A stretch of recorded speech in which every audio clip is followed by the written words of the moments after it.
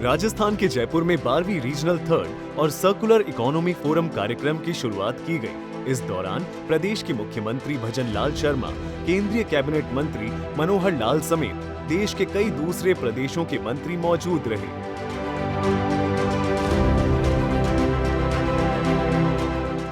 Cabinet मंत्री मनोहर लाल ने कहा कि ऐसे कार्यक्रम का आयोजन भारत के लिए गर्व की बात है। भारत के लिए अत्यंत गर्व का विषय है कि 12th regional 3R and circular economy forum in Asia and the Pacific यहाँ जयपुर में आयोजित किया जा रहा है। 7 वर्ष पहले इंदौर में 8th फोरम की सफल मेजबानी के बाद एक बार फिर भारत वैश्विक नेताओं को एक साथ लाकर 3R और सर्कुलर इकोनॉमी के एजेंडे को आगे बढ़ाने में महत्वपूर्ण भूमिका ये निभा रहा है।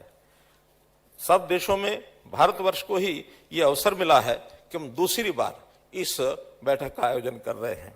मित्रों, ये महत्वपूर्ण बैठक के लिए जयपुर राजस्थान इससे बेहतर स्थान और कोई हो नहीं सकता था, क्योंकि ये राज्य अपनी समृद्ध सांस्कृतिक विरासत और सस्टेनेबिलिटी और रिसोर्स एफिशिएंसी की परंपराओं के लिए ये जाना जाता है।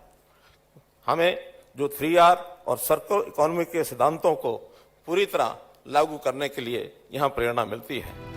केंद्रीय कैबिनेट मंत्री मनोहर लाल ने अपने संबोधन में कहा, पुराने सामानों का इस्तेमाल भारत की पुरानी परंपरा रही है। 3R सर्कुलर इकोनॉमी आज केवल एक एनवायरमेंटल रिस्पॉन्सिबिलिटी नहीं, बल्कि अब तो ये सस्टेनेबल फ्यूचर के लिए एक इकोनॉमिक जरूरत भी ये हो गई है। एक प्रकार से 3R सर्कुलर इकोनॉमी का कंसेप्ट हमारे लिए कोई नया विषय नहीं है। हम जानते हैं कि हमारी पारंपरिक जीवन शैली वो इस प्रकार से थी, उसको जानकर पता लगता है कि स्वभाव से ही 3R प्रिंसिपल को हम पूर्व में अपनाते थे, जहां मिनिमल वेस्ट, रिसोर्स एफिशिएंसी और सस्टेनेबल लिविंग को प्राथमिकता दी जाती थी। वेस्ट मटेरियल में से हम कागज बनाते हैं, लेकिन कुछ समय था ये कागज जब रद्दी हो जाता था तो उसको भी मिट्टी में मिला करके और एक मटेरियल बनाकर उससे बर्तन बना लिए जाते थे, उससे खिलौने बना लिए जाते थे। ये हमारी परंपराएं रही हैं।